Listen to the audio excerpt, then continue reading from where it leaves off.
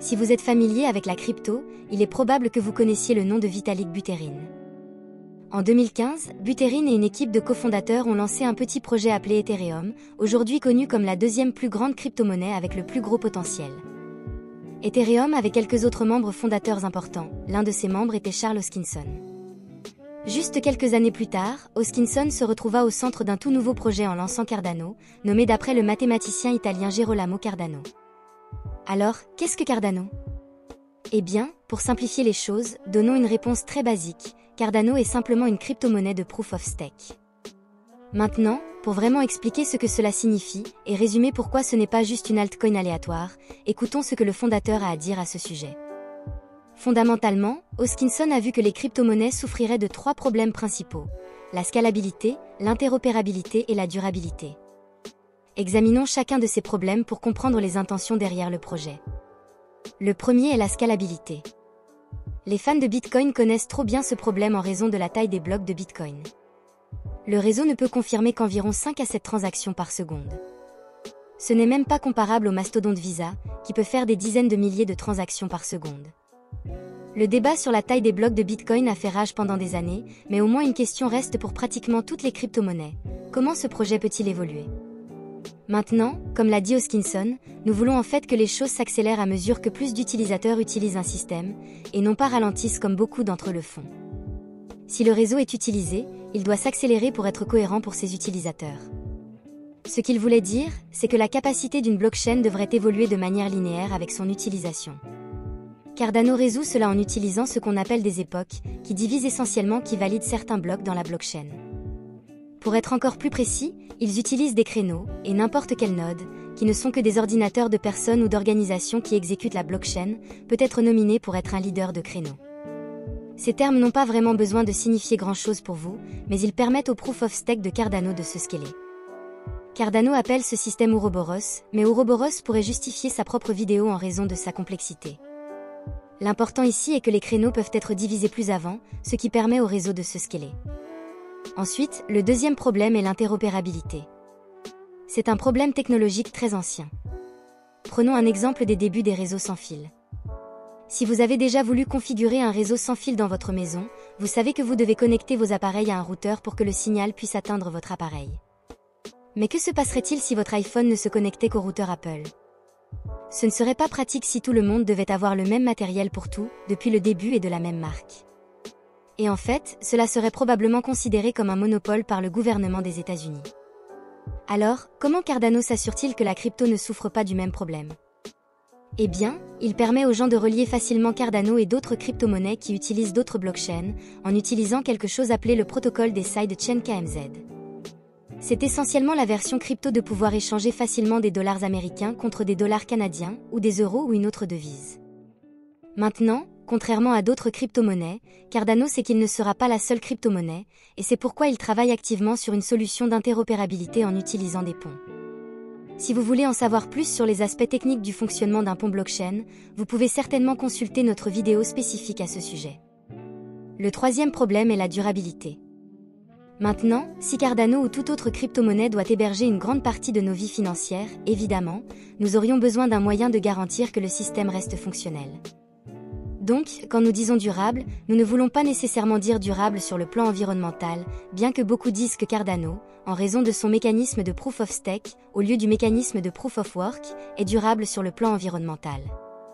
Il y a un énorme débat sur l'environnement dans le monde de la crypto-monnaie. Quoi qu'il en soit, ce dont nous parlons, c'est de la capacité du réseau à rester opérationnel, à continuer à apporter des améliorations et à avoir une communauté de développement saine. Cardano résout cela en établissant un trésor, qui collecte des frais et les paie à ceux qui contribuent au réseau. En bref, Cardano est une crypto-monnaie autosuffisante qui a l'intention de s'améliorer à l'avenir, et elle est développée avec cela à l'esprit. Maintenant, vous remarquerez que Cardano semble être conçu avec une seule chose à l'esprit, résoudre les problèmes de manière très rationnelle et logique.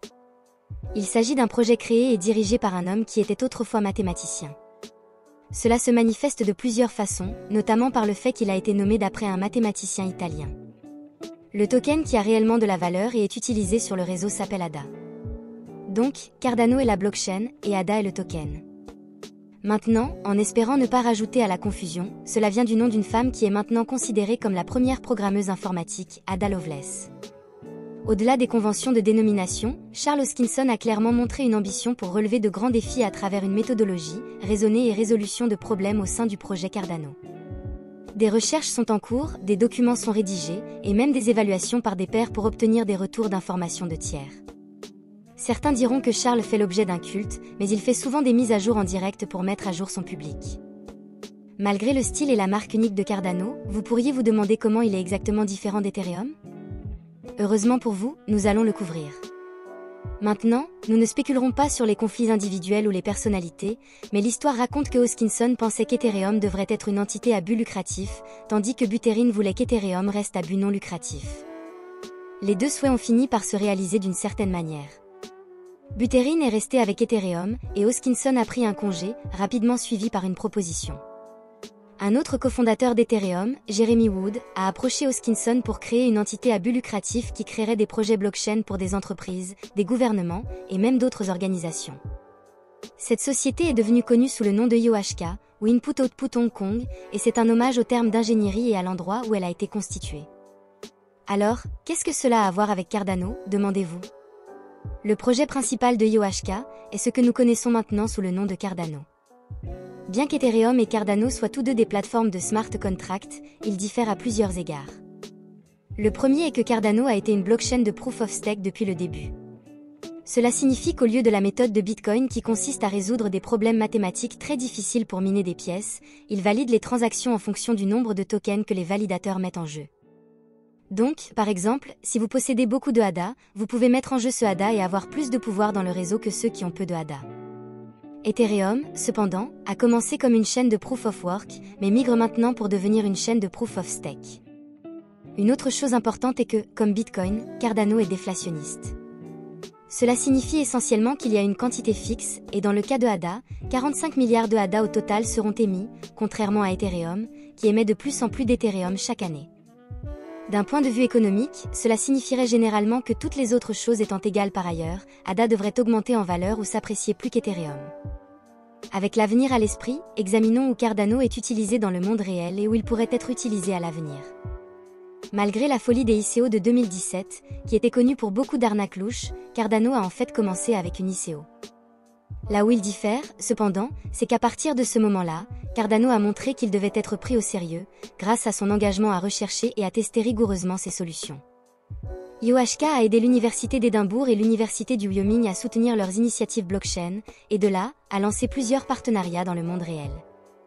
Nous pouvons voir l'étendue et la profondeur du potentiel de Cardano lorsque nous regardons son partenariat avec le gouvernement de Géorgie, le pays, pas l'État, et ils ont décidé de construire un système de vérification d'identité, en utilisant à la fois Cardano et la solution d'entreprise Atala de IOHK. Cela devient déjà plus compliqué et un peu en dehors du champ de cette vidéo, mais ils ont suivi cela en 2021 avec un accord avec le gouvernement de l'Éthiopie pour utiliser Cardano pour la vérification d'identité des étudiants. Commercialement, cependant, et probablement son partenariat le plus impressionnant, c'est avec New Balance. IOHK a été engagé par New Balance pour utiliser sa technologie pour vérifier l'authenticité de ses baskets, très similaire à la façon dont VeChain est utilisé pour authentifier les chaînes d'approvisionnement en utilisant une blockchain. En tant qu'organisation méthodique et précise, IOHK a publié une roadmap pour l'avenir de Cardano, qui comprend 5 R, fondation, décentralisation, smart contract, scaling et ensuite gouvernance. Chacune de ces R relève un nouveau défi et ajoute de nouveaux produits et fonctionnalités aux capacités de Cardano. On peut dire que quelle que soit l'utilité future, Cardano aura toujours un plan pour ce qu'ils feront ensuite. Merci d'avoir écouté, et à la prochaine.